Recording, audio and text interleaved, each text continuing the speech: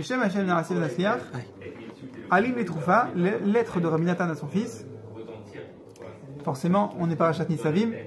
Donc, les gens qui étudient Breslev, ils sont pas là ce soir.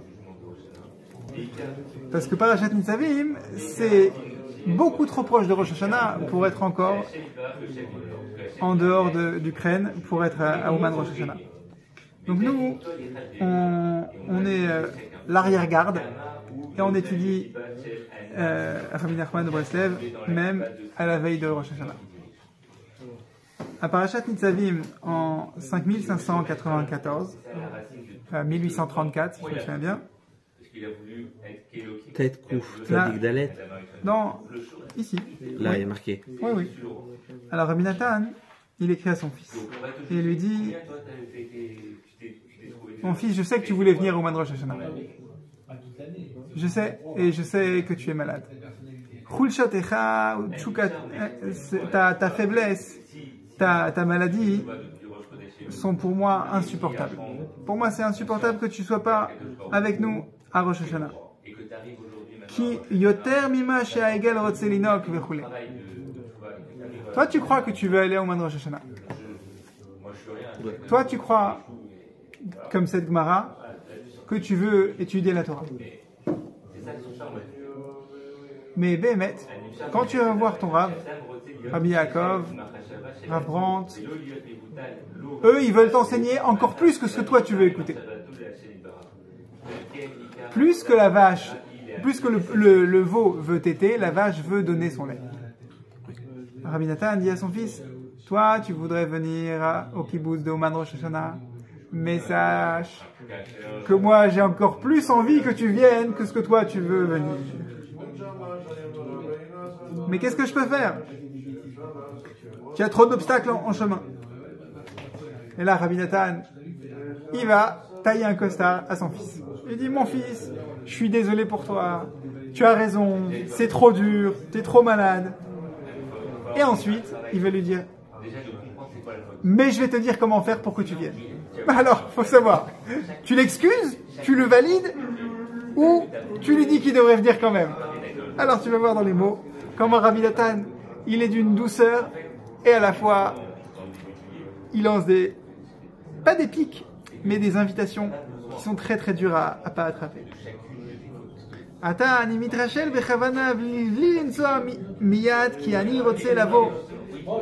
Tu sais, mon fils, je sais pas quoi faire. Est-ce que je vais annuler mes plans et je vais rebrousser chemin, je vais venir chez toi pour te remonter le moral, pour que tu viennes avec nous?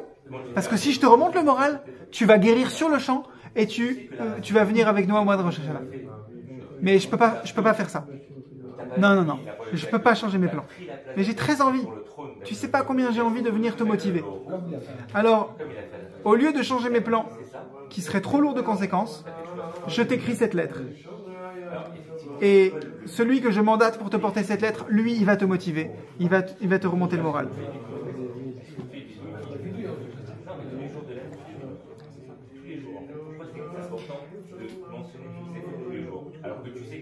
Et je vais quand même entrer en contact avec toi.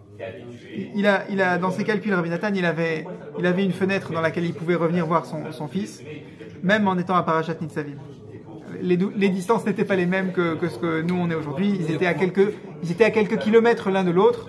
Ils pouvaient faire l'aller-retour entre Ouman, où il se trouvait actuellement, jusqu'à la maison de son fils. Et là, où la maison de son fils? À quelques kilomètres de Ouman. Donc en calèche, il pouvait le faire avant Rosh Hashanah. Et là, il dit déjà à son fils: et là, quand je vais venir te voir,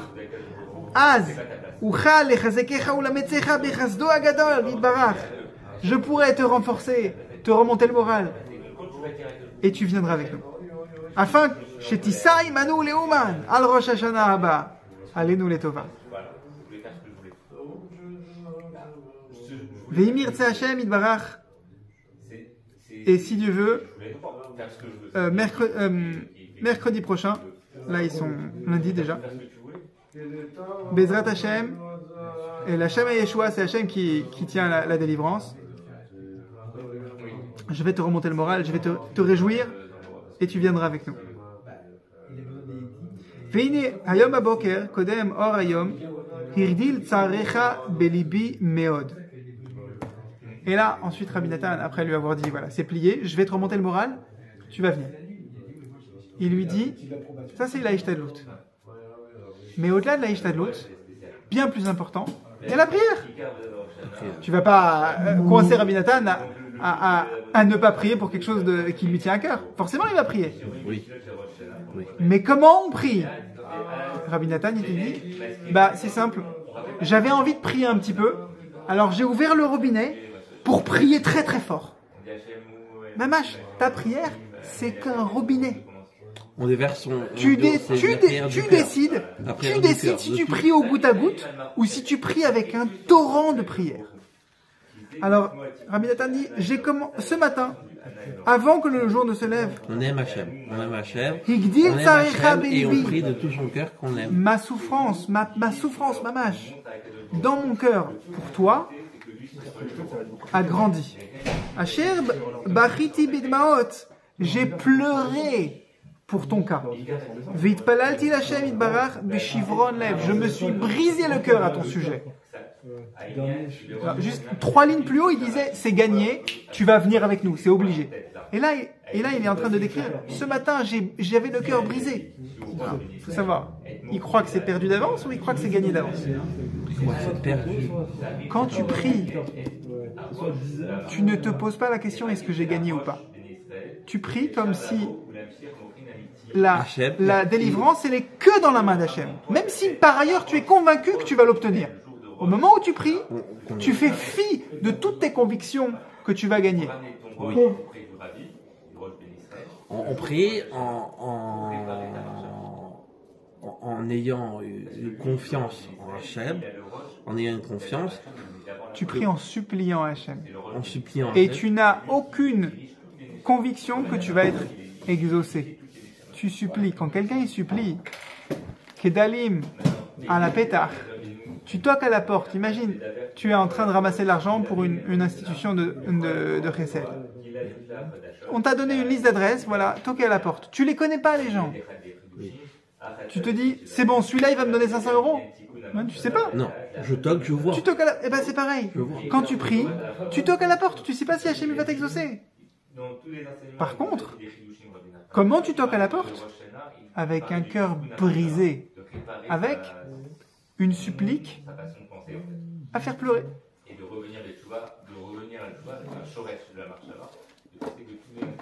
Et Rabbi Nathan dit, maintenant que j'ai bien prié, je vais te dire quelque chose d'autre, mon fils.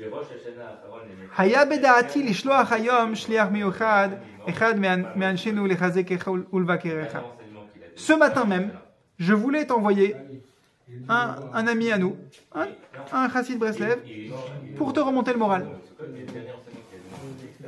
Je ne sais pas s'il le faisait comme les boubottes Breslev font aujourd'hui, mais peut-être qu'il y allait avec des chauffarottes et des marionnettes, peut-être, je ne sais pas. Dans les Breslev, ils sont très positifs.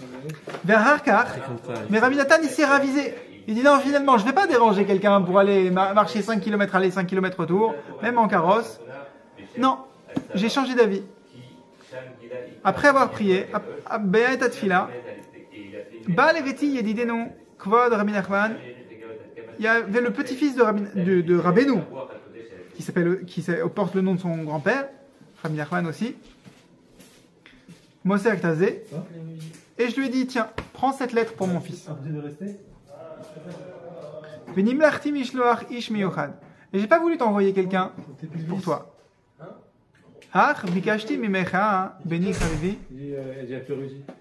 Yedidi Mahmad Enai. Haser milibecha hadagot v'agagoim. Donc malgré que Rabbi Nathan dit à son fils, je m'étais motivé pour t'envoyer quelqu'un, mais je vais pas déranger quelqu'un pour le faire, je vais juste te faire porter une lettre. Nimlachti milishloach ishecha miyuchad. Je vais changer d'avis. Ar bikashti mimecha, mais j'ai une demande, une requête à te faire. Béni Chavivi, mon fils chéri.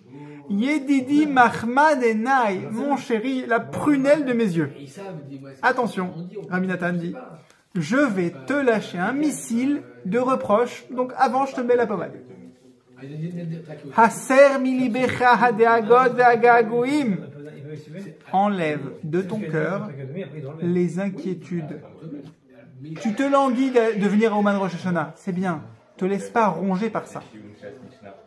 Tu veux y aller, c'est bien. Tu t'angoisses parce que tu veux y aller, non.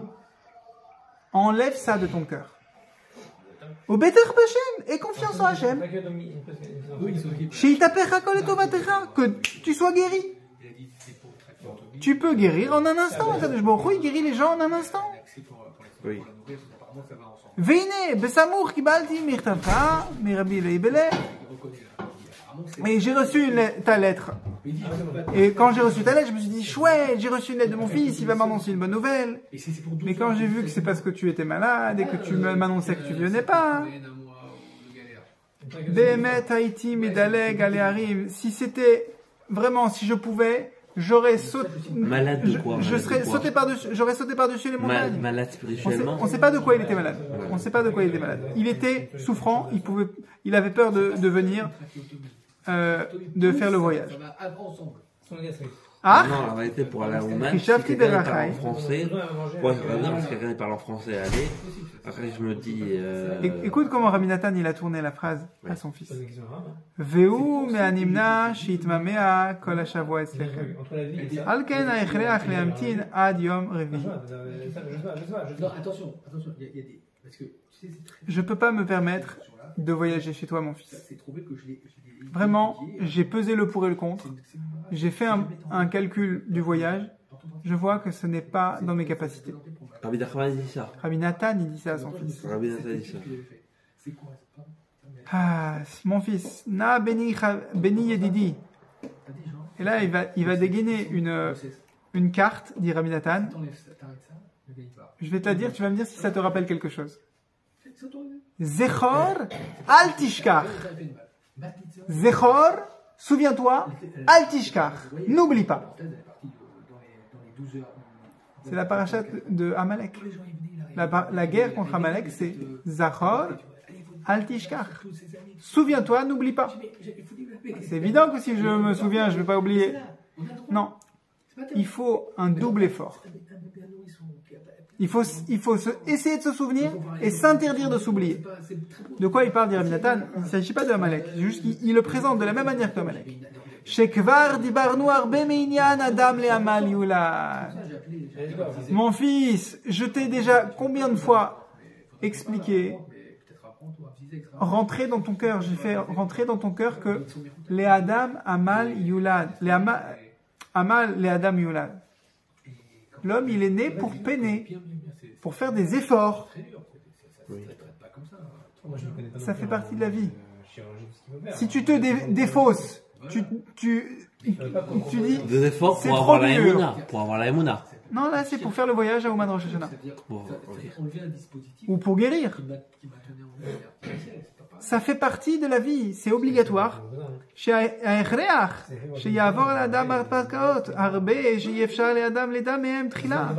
On ne sait pas d'où vont venir les prochaines galères. Ça fait partie du lot de chacun. Et chaque galère, on doit l'accueillir avec amour. C'est facile à dire, Mordechai, hein? Facile à dire? Oui, c'est facile à dire. Mais il y a un monsieur au kiné, par exemple, qui est... Si on n'accepte pas les souffrances avec amour, on les accepte comment? Avec l'inverse, Ras Veshalom. Et on fait que augmenter la souffrance qui était prévue initialement. Je conclus la lettre. Mais ça veut dire que on espère que ça, par exemple, oui, mais là, avant qu'une galère arrive à une personne, il faut qu'il soit conditionné à la recevoir avec amour et non avec stress. Vekulam le tovato. Pourquoi tu vas recevoir une souffrance avec amour? Parce que cette souffrance, elle est pour ton bien. Les tovatra. Elle est pour ton bien. Ve'ali dezé, benakel yoterilit palel.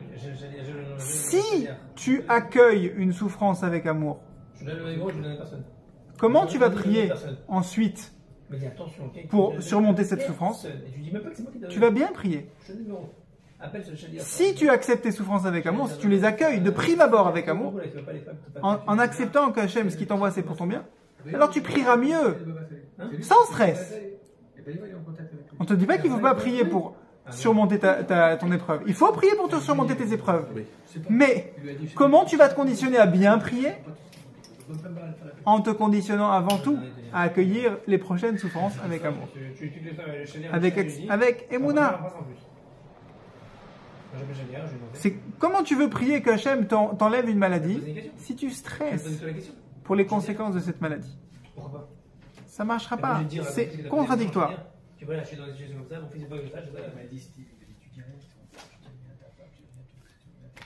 Il faut arrêter de pleurnicher. L'Oma Giali, rien ne me revient.